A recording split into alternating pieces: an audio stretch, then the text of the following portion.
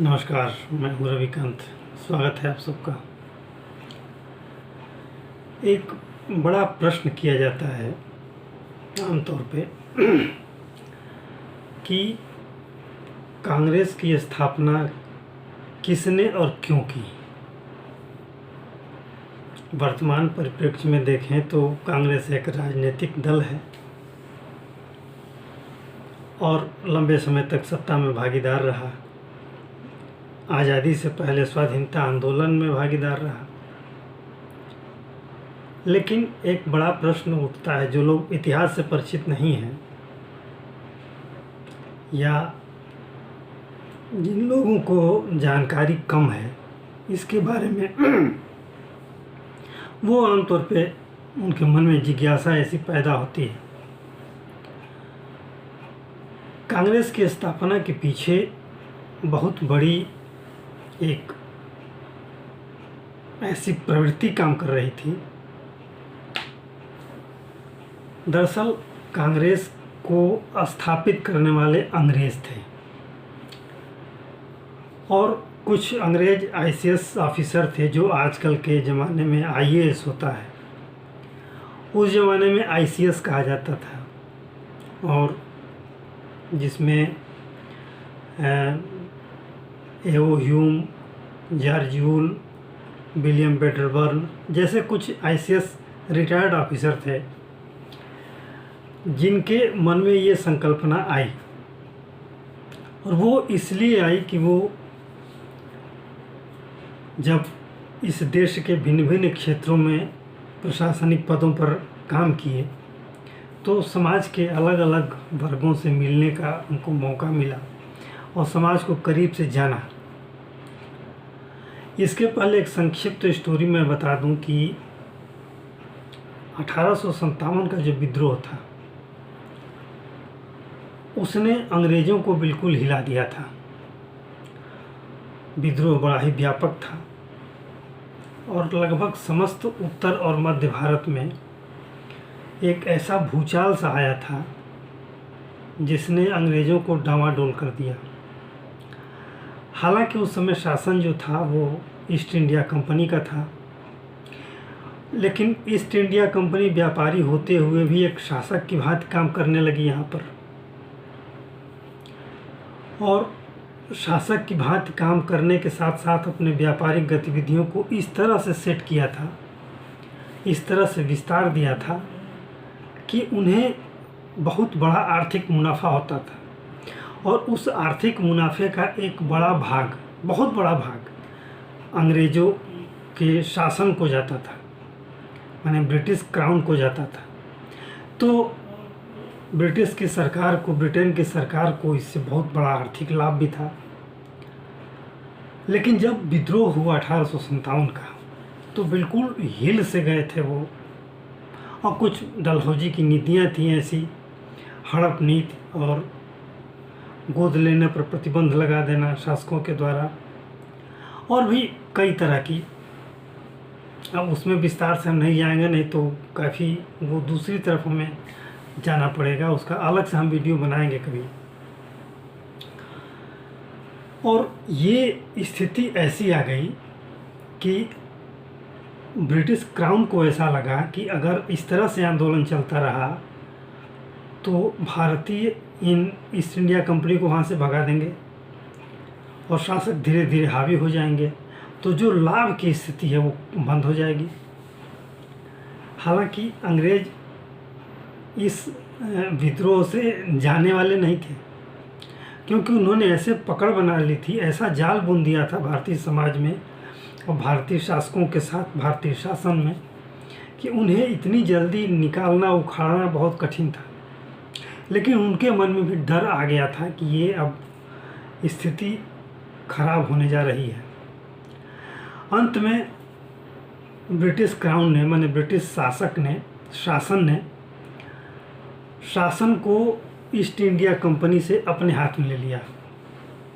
1857 के विद्रोह के बाद 1858 में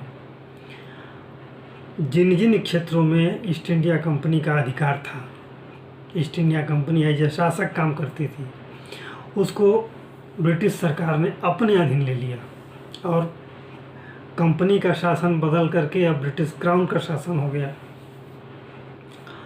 उसी दौरान इन अंग्रेज ऑफिसरों ने पूरे समाज का मंथन किया और उनके अंदर एक डर सा बैठ गया कि हमें अगर लंबे समय तक शासन करना है और लाभ की स्थिति कमानी है तो कुछ न कुछ करना पड़ेगा। भारतीयों के इस आक्रोश को, चूँकि उनकी शासन की पद्धति ऐसी थी और शासन का तरीका, पैटर्न ऐसा था कि भारतीयों में काफ़ी असंतोष पैदा हो रहा था। तो इस तरह से जैसे विद्रोह की स्थिति थी 1857 की, ऐसी उम्मीद थी कि भविष्य में भी इस तरह के विद्रोह हो सकते हैं, तो उससे बचने का कोई तरीका खोजा जाए। अंग्रेज शासन ने कुछ जो अनुभवी ऑफिसर थे उनको इस काम में लगाया और भारतीय समाज को टटोला। उस टटोलने में एक विकल्प आया कि भारतीयों का जो आक्रोश है वो एक ऐसी व्यवस्था बनाई जाए कि भारतीयों का आक्रोश उस मंच से निकल जाए और हमारा शासन सेफ रहे, हमारी शासन पद्धति पे आँच ना आए, या आए भी तो इस तरह से ना आए जैसे 1857 के विद्रोह में आई थी। तो ये एक दो स्तर पे काम किया अंग्रेजों ने, एक राजनीतिक और एक सामाजिक। ये अंग्रेजों की बहुत शातिराना चाल थी। राजनीतिक स्तर पे उन्होंने कांग्रेस का गठन किया, जो एक सेफ्टी वाल्व की थियरी हम पढ़ते हैं इतिहास में, जो इतिहास के विद्यार्थी हैं वो जानते होंगे इस बात को, या जो लोग इतिहास के जानकार हैं वो जानते हैं सेफ्टी वाल्व की थियरी। और ये सच थियरी है क्योंकि कई अवसरों पर ऐसा देखा गया है कि इसी थियरी के तहत कांग्रेस ने अपने आप को आगे बढ़ाया और आक्रोश से बचाया, भारतीय जनता के आक्रोश से उस पार्टी को और अंग्रेज शासन को बचाया। तो ये कहीं ना कहीं फिट बैठती है सेफ्टी वाल्व की थ्योरी। और दूसरा, उसने अंग्रेज़ों ने ये अध्ययन किया कि जो भारतीय समाज है बेहद परंपरावादी है, सात्विक विचारधारा का है और आस्थावान है, भगवान अलग अलग देवताओं में आस्था है और सामाजिक, आपस में सामाजिक एकता है। तो उसे तोड़ने के लिए शैक्षिक स्तर पर तो बहुत पहले मैकाले ने एक थियरी दी और उस थियरी के अधीन अंग्रेज़ों ने अनेक स्कूल और कॉलेज खोलने शुरू कर दिए थे और इंग्लिश शिक्षा प्राप्त अनेक भारतीय सामने आ रहे थे। उसमें पाश्चात्य शिक्षा का काफ़ी समावेश था, कुछ प्राच्य शिक्षा भी थी जो प्राचीन भारतीय पद्धतियों से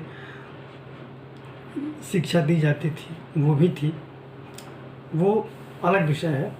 लेकिन राजनीतिक स्तर पे जिस तरह से अंग्रेज़ों ने काम किया वो निश्चित रूप से कहीं न कहीं समाज को दो धाराओं में बांटने का काम किया। समाज के एक वर्ग को, जो हिंदू वर्ग था, हिंदुओं में अनेक वर्ग थे, अनेक श्रेणियां थी, काम की श्रेणियां थी और काम के आधार पर विभक्त थी। अंग्रेज़ों ने बड़ी चालाकी से उनको जाति के आधार पर विभक्त किया और साथ में धार्मिक भेद भी पैदा किया। बहुत से मुस्लिम विद्वानों को, जिसमें सर सैयद अहमद खान और भी कई लोग थे, उनको इस पर काम करने को कहा, अपने समाज को जागरूक करने को कहा और इस तरह से दो धाराएं समाज में चलने लगी, जिसमें सबसे हम एक धारा को लेकर चलते हैं। पहले राजनीतिक धारा, जिसमें कांग्रेस की स्थापना हुई 1885 में। इसी विचारधारा के तहत कांग्रेस की स्थापना हुई। उसमें कुछ पढ़े लिखे भारतीय जो काफ़ी उदारवादी विचारधारा के थे और अपने आप को उस ब्रिटिश क्राउन के अधीन एक प्रजा के रूप में मानते थे, जिसमें कुछ अंग्रेजी शिक्षा प्राप्त, कुछ उद्योगपति, कुछ बड़े वकील, इस तरह के समाज के प्रभुत्व वाले लोग थे। और समाज का एक उच्च वर्ग था जो आरंभिक वर्षों में कांग्रेस से जुड़ा। कांग्रेस की स्थापना 1885 में हुई और इस तरह से कांग्रेस का गठन हुआ और कांग्रेस एक पार्टी के रूप में विकसित हुई। उसमें भारत के जो भारतीय समाज के संभ्रांत लोग थे वो जुड़े और लोग धीरे धीरे जुड़ने लगे, विचारों का आदान प्रदान होने लगा। और इन लोगों ने पहली कोशिश ये की कि किसी भी तरह से सिर्फ ये राजनीतिक मंच होगा, सामाजिक और धार्मिक बातों की चर्चा यहाँ नहीं होगी, शासन और राजनीति से जुड़े हुए विषयों पर चर्चा होगी। और इस तरह से इन लोगों ने सबसे पहले अंग्रेजी शासन के प्रति श्रद्धा व्यक्त की, एकता व्यक्त की और अपने आप को भी इनके अधीन माना। और इसके साथ ही स्वशासन की मांग की। उन्होंने कहा कि भिन्न भिन्न नियमों के तहत हमें शासन में भागीदारी मिलनी चाहिए ताकि हम भी अपने देश को, अपने समाज को उस ओर ले जाना चाहें जिस ओर समाज चाहता है या हम चाहते हैं। और इस तरह से अंग्रेज़ों ने समय समय पर अधिनियम बना करके भारतीयों को कुछ अधिकार देना आरंभ किया। और लगभग 1885 से लेकर 1905 तक का जो काल है ये उदारवादी काल है, आरंभिक काल है, शैशव काल था कांग्रेस का, जिसमें राजनीति अपने सामान्य धरातल पर थी। और इस दौर में जो लोग जुड़े वो समाज के उच्च वर्गीय लोग थे, काफ़ी पढ़े लिखे लोग थे, इंग्लिश शिक्षा प्राप्त लोग थे। इनमें से कुछ लोगों ने अंग्रेज़ों के आर्थिक लूट के सिद्धांत को भी अपने अलग अलग पम्पलेट्स में, अखबारों में, पत्रिकाओं में छापा, जिनमें से दादा भाई नौरोजी सबसे आगे थे। उन्होंने poverty and un British rule in India नाम से एक पम्पलेट निकाला, एक प्रपत्र निकाला और उसको अंग्रेज़ों के समक्ष प्रस्तुत भी किया। इंग्लैंड में जाकर अलग अलग मंचों पर बताया कि किस तरह से भारतीय धन के साथ लूट हो रही है और ये लूट रुकनी चाहिए, इसका लाभ भारतीयों को ज़्यादा से ज़्यादा मिलना चाहिए। इस तरह से उन्होंने धीरे धीरे छूट लेना आरंभ किया। अलग अलग अधिनियमों के तहत भारतीयों को छूट मिलने लगी, शासन में भागीदारी मिलने लगी। इस तरह से 1885 से लेकर 1905 तक का ये जो समय है ये एक उदारवादी काल था। और कांग्रेस के शैशव काल में इस तरह से कांग्रेस का विकास हुआ। आज के लिए इतना ही। आशा है आपको ये वीडियो अच्छा लगा होगा। आपसे अनुरोध है कि आप इसे लाइक करें, शेयर करें और सब्सक्राइब जरूर करें। धन्यवाद।